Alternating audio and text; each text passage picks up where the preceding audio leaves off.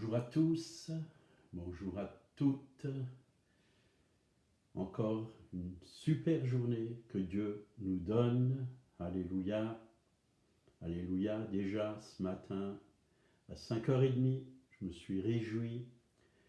Dieu m'a envoyé nouveau la biche dans le jardin et elle n'a pas eu peur. Malgré que j'étais là, j'ai ouvert la fenêtre, je me suis mis sur la terrasse, elle me regardait. Elle n'a pas bougé, je l'ai pris en photo. Je vais mettre après des photos sur ma page de Facebook. Voilà, c'est une joie, oui, chaque jour de voir que Dieu est là et qui nous fait des petites surprises. Voilà, encore ce jour, c'est une journée de gloire, une journée de victoire, parce que Dieu est là, il est en nous, il habite en nous. Alors soyez les bienvenus, l'émission Les Trésors du Ciel va bientôt commencer. Dans quelques secondes, alors vous pouvez vous identifier en mettant votre nom. Voilà, j'espère que vous m'entendez, j'ai levé le son. Vous pouvez vous identifier en mettant votre nom. Que Dieu vous bénisse. Voilà, ça va commencer. Donc, on va prier. Seigneur, merci. Ta présence est là. Tu as dit que tu étais avec nous tous les jours jusqu'à la fin du monde. Tu es là ce matin. Tu es dans nos vies. Tu habites dans nos cœurs, Seigneur. Oui. Oui. Tu règnes en nous, esprit, âme et corps. Oui. Que ça soit toi le Maître, le Seigneur de notre vie, Seigneur. Que nous puissions vraiment être conduits, dirigés par toi en ce jour. Louange à toi. Gloire à toi. Au nom de Jésus. Bonjour Eric. Sois le bienvenu. Voilà, on va commencer les trésors du ciel, partie 16. Donc, on continue sur le soldat de Jésus-Christ. Donc, 5e partie, soldat de Jésus-Christ, les armes de Dieu. Donc, on prend Éphésiens, chapitre 6, verset 14. Tenez donc ferme, ayez à vos reins la vérité pour ceinture et la cuirasse de la justice. Aujourd'hui, on va se pencher sur la vérité pour ceinture. Je voulais faire la justice avec, mais en 20 minutes, on n'aura pas le temps.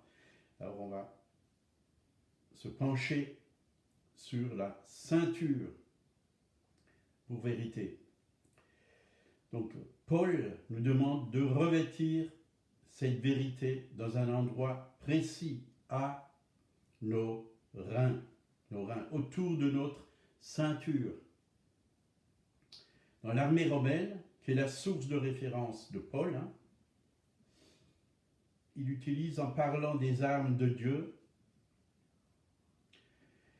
les militaires portaient la ceinture autour de la taille et ils y accrochaient la cuirasse, l'épée et encore plein d'autres choses, poignards, gourdes, enfin plein de choses sur cette ceinture. Et voilà, Paul nous exhorte donc à faire aussi de la vérité, de la parole de Dieu, la pièce centrale de notre marche avec Christ. Donc l'apôtre Jean a dit, dans 3 Jean 1, versets 1 à 4, l'ancien Agaius, bien-aimé, que j'aime dans la vérité. Bien-aimé, je souhaite que tu prospères à tout égard et sois en bonne santé, comme prospère l'état de ton âme. J'ai été fort réjoui lorsque des frères sont arrivés et ont rendu témoignage de la vérité qui est en toi, de la manière dont tu marches dans la vérité. Je n'ai pas de plus grande joie que d'apprendre que mes enfants marchent dans la vérité.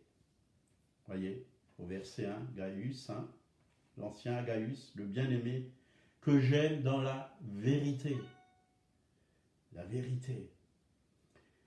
Donc verset 3, j'ai été fort réjoui lorsque des frères sont arrivés et ont rendu témoignage de la vérité qui est en toi.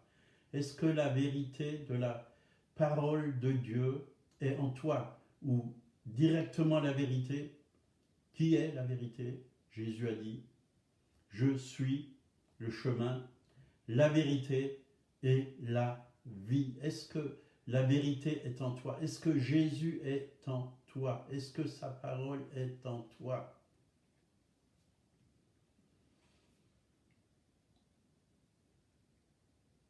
Et de la manière dont tu marches dans la vérité. Marcher dans la vérité. C'est marcher dans la lumière de la parole de Dieu, la lumière que Dieu nous a donnée au travers de sa parole. Donc la vérité, c'est une personne avant tout, c'est Jésus-Christ. Donc nous devons nous revêtir du Seigneur Jésus. Dans Éphésiens 4, versets 23 et 24, à être renouvelé dans l'esprit de votre intelligence et à revêtir l'homme nouveau, créé selon Dieu, dans une justice et une sainteté que produit la vérité. Donc l'homme nouveau créé selon Dieu, dans une justice et une sainteté que produit la vérité. Oui, c'est la vérité qui produit la justice et la sainteté. La vérité de la parole qui produit en nous. Et on a vraiment besoin, oui, d'être ces hommes nouveaux en Jésus-Christ.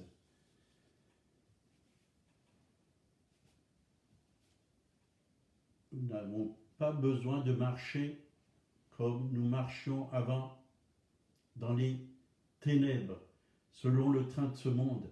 Mais maintenant, nous avons été éclairés par la lumière de la parole de vérité. Vous voyez, j'ai une petite lampe là, une lampe à huile. Est-ce que votre lampe est éclairée? C'est-à-dire, est-ce que votre esprit est rempli d'huile du Saint-Esprit? Est-ce que votre esprit est plein de la parole de Dieu? Est-ce qu'il est plein de la parole de Dieu qui est la vérité?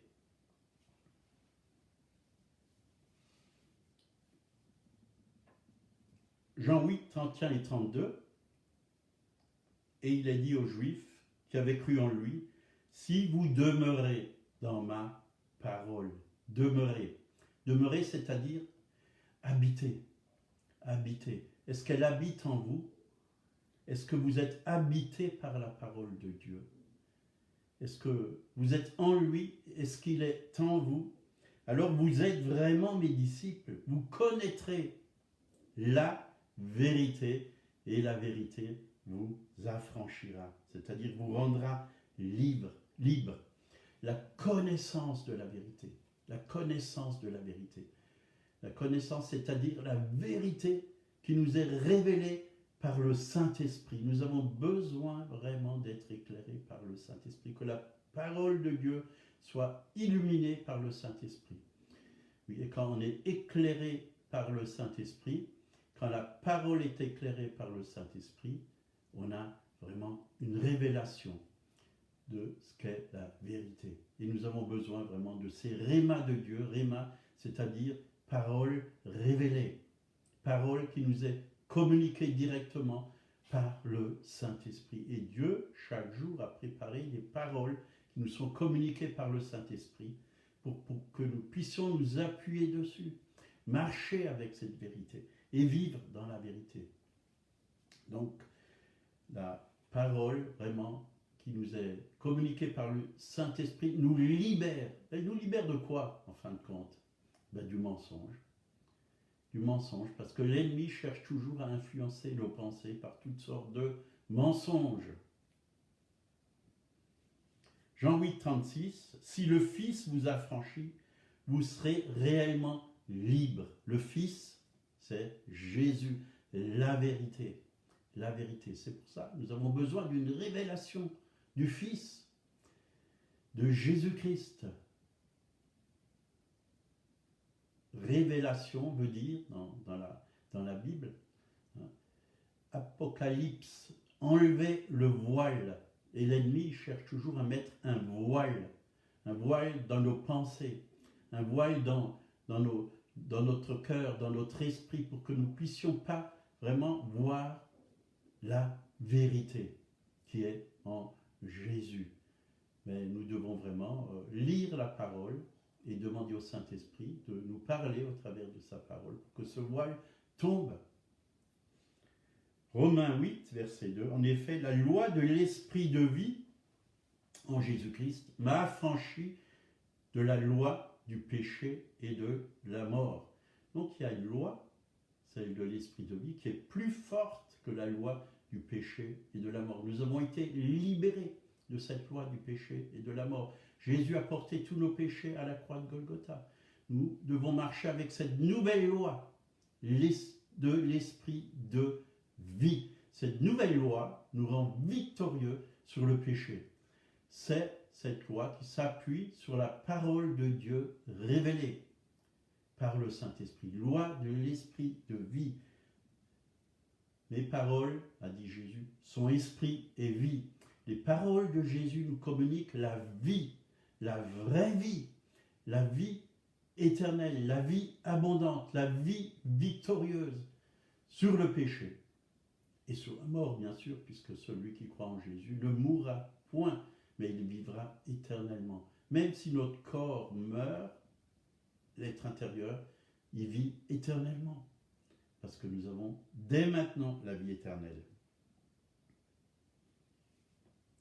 Donc, il nous est aussi dit dans Jean, chapitre 17, verset 17, « Sanctifie-les par ta vérité. Ta parole est la vérité. Sanctifie-les par ta vérité. Ta parole est la vérité. » Nous devons lire la parole de Dieu chaque jour parce qu'elle nous sanctifie. Jésus a dit, déjà vous êtes purs à cause de la parole que vous avez entendue. La parole de Dieu, si on l'entend, il faut qu'elle nous pénètre, bien sûr, elle rentre par nos oreilles spirituelles, mais elle va au plus profond de notre cœur. Si on l'entend, elle nous transforme, elle nous purifie, elle nous sanctifie, elle nous transforme. Nous ne pensons plus comme on a pensé avant. On pense comme Dieu pense.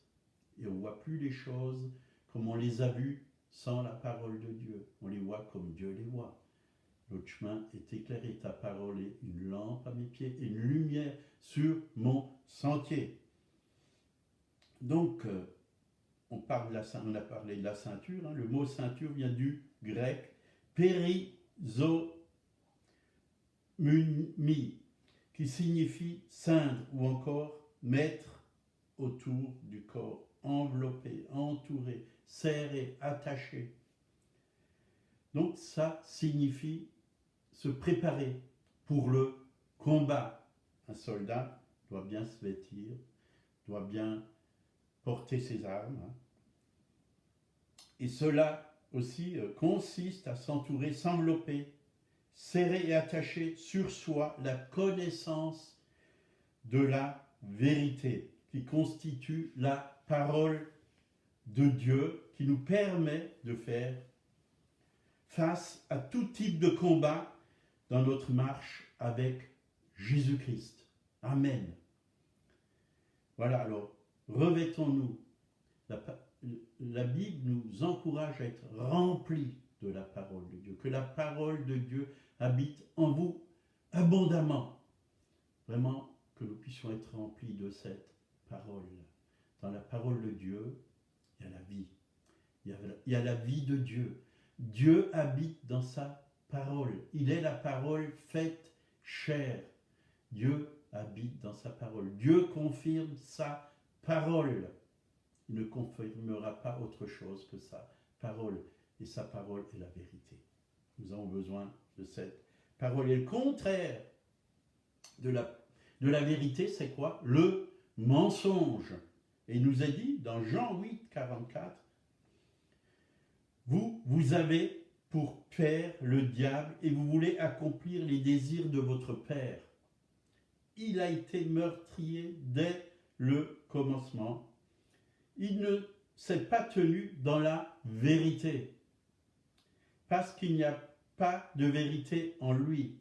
Lorsqu'il profère le mensonge, il parle de son propre fond, car il est menteur et le père du mensonge. Alors nous devons faire attention, quelle voix nous entendons, à quelle voix nous donnons le pouvoir. La voix du Saint-Esprit qui nous communique la parole de Dieu, ou la voix du malin qui nous communique le mensonge. Et dans Ephésiens 4, verset 25, c'est pourquoi renoncez au mensonge, c'est-à-dire au malin, et que chacun de vous parle selon la vérité à son prochain, car nous sommes membres les uns des autres. Donc, renoncer, c'est-à-dire résister, mais pour que nous puissions résister au mensonge, il faut connaître la vérité, sinon on ne peut pas résister à quelque chose qu'on ne connaît pas. Le mensonge, il vient, mais si on a la vérité en nous, on peut prendre cette vérité et résister avec la vérité qui est en nous. Et on voit bien dans la Genèse, chapitre 3, versets 1 et 5, comme Ève s'est fait tenter, Adam et Ève ont chuté parce qu'ils ont cru au mensonge du malin. Le serpent était le plus rusé de tous les animaux sauvages que l'Éternel Dieu avait fait. Il dit à Ève, Dieu a-t-il vraiment dit, vous ne mangerez aucun des fruits des arbres du jardin?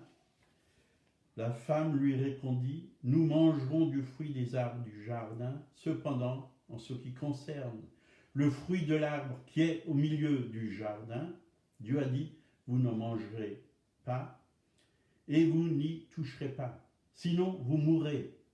Le serpent dit alors à la femme, vous ne mourrez absolument pas. Déjà, premier mensonge, Dieu a dit qu'ils allaient mourir. Le diable a dit, vous ne mourrez absolument pas.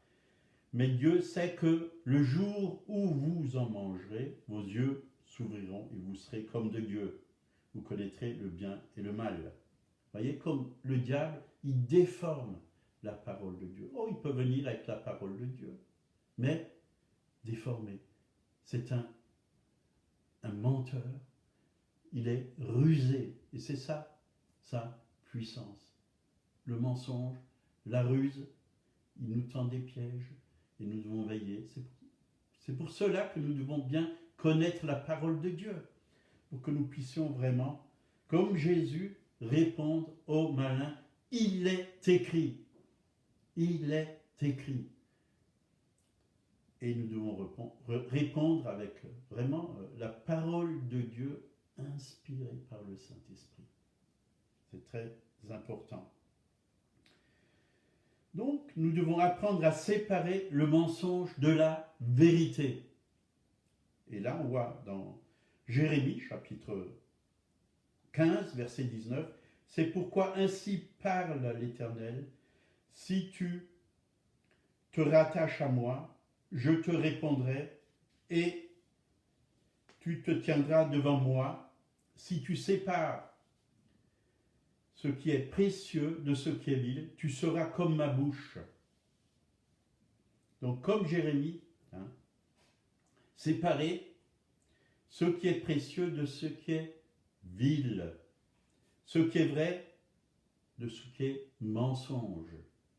C'est seulement alors que nous pouvons être efficaces, libres, et que nous pouvons gagner le combat avec la parole de la vérité. C'est pourquoi nous devons vraiment nous revêtir de la vérité qui est en Jésus-Christ. Donc, il nous est aussi dit que le Saint-Esprit, c'est un esprit de vérité. Jean 16, versets 13 et 14, « Quand le Consolateur sera venu, l'Esprit de vérité,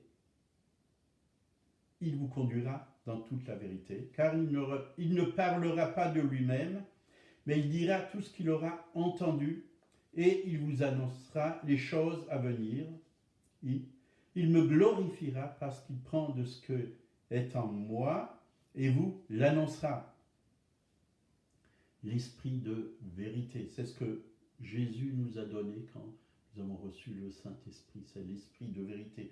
Jean 14, et moi, verset 16, moi je prierai, verset 16, moi je prierai le Père, il vous donnera un autre consolateur, afin qu'il demeure éternellement avec vous. L'esprit de vérité que le monde ne peut pas recevoir, parce qu'il ne le voit point et ne le connaît point, mais vous le connaissez, car il demeure avec vous et il sera en vous. C'est pourquoi il est très important en tant que croyants en Jésus-Christ, nous soyons remplis du Saint-Esprit. Soyez, dans Éphésiens, il est écrit, soyez remplis du Saint-Esprit. Soyez continuellement, dans certaines versions, remplis du Saint-Esprit. Dieu veut qu'on soit continuellement remplis. On a besoin du Saint-Esprit. Moi, j'ai besoin du Saint-Esprit chaque jour pour marcher, parce que sans le Saint-Esprit, l'Esprit de vérité, je ne peux pas vaincre. Je ne peux pas réussir. Je ne peux pas être conseillé. Il est là, il me conseille. Et c'est bon d'être en communion avec le Saint-Esprit. Avoir une communion avec le Saint-Esprit. Le Saint-Esprit, c'est une personne aussi. Il est Dieu. Dieu le Père, Dieu le Fils, Dieu le Saint-Esprit. On a besoin de garder la communion avec le Saint-Esprit. Et bien souvent, dans la journée, je parle au Saint-Esprit et je dis, tu es là, Saint-Esprit, merci pour ta présence, je t'aime, guide-moi, éclaire-moi, ouvre-moi les Écritures, donne-moi la sagesse dont j'ai besoin pour pouvoir résoudre tel et tel problème. Le Saint-Esprit, c'est une personne. C'est comme votre épouse, c'est une personne. Vous pouvez lui dire, je t'aime, tu es merveilleuse. Saint-Esprit, tu es merveilleux, je t'aime. Et le Saint-Esprit glorifie Jésus. Il nous révèle Jésus. Il nous révèle la parole de vérité. On a besoin du Saint-Esprit. Alors, voilà, passez une bonne journée. On va prier. Seigneur, merci. Ta parole est la vérité. Elle nous éclaire. Elle nous communique la pensée de Dieu. Elle nous transforme. Elle nous libère. Elle nous rend vraiment libres. Oui, c'est une arme. Oui, la vérité, c'est une arme. Jésus est notre arme. Oui, avec laquelle on peut vaincre tout ce qui vient du malin. Merci Seigneur. Que ton nom soit loué, que ton nom soit béni. Merci. Si quelqu'un est malade, ben Dieu est là. Il désire vous guérir. Et on va prier, Seigneur, merci parce que dans tes meurtrissures, nous sommes guéris. C'est ta parole qui le dit et ta parole est la vérité. Et nous voulons le proclamer sur nos corps, sur les maladies. Oui. Et nous proclamons que nous avons la victoire au nom de Jésus, que les maladies quittent nos corps, que les douleurs quittent nos corps, et que nous puissions être tout entiers, esprit, âme et corps, vraiment en bonne santé, Seigneur. Que nous puissions bien fonctionner, que nous puissions être des croyants qui ayons cette vie, et vie en abondance que tu as donnée à tes brebis. Merci Seigneur. Alléluia, si vous ne connaissez pas Jésus, il est ressuscité il y a plus de 2000 ans. Et il veut se révéler à vous par son Saint-Esprit. Il veut venir habiter dans votre cœur par son Esprit. Oui, il veut vous révéler le salut qu'il y a en lui, c'est-à-dire ce qu'il a fait pour vous, qu'il est votre sauveur, qu'il veut devenir votre Seigneur, qu'il est le créateur de toutes choses, qu'il vous aime. Il est mort pour vous à la croix. Il veut enlever vos péchés. Il suffit de lui les remettre, lui demander pardon. Oui, parce que son sang nous lave encore aujourd'hui, nous purifie. Donnez-lui votre vie et votre vie sera transformée. Transformée. Alléluia. Voilà, demain on va continuer. On va parler de la justice. On a parlé, je voulais en parler aujourd'hui, mais on va parler de la cuirasse de la justice. Ça va prendre du temps. Que Dieu vous bénisse. Passez une bonne journée dans la paix, dans la joie et dans la victoire. Au nom de Jésus. Amen. À bientôt. Au revoir.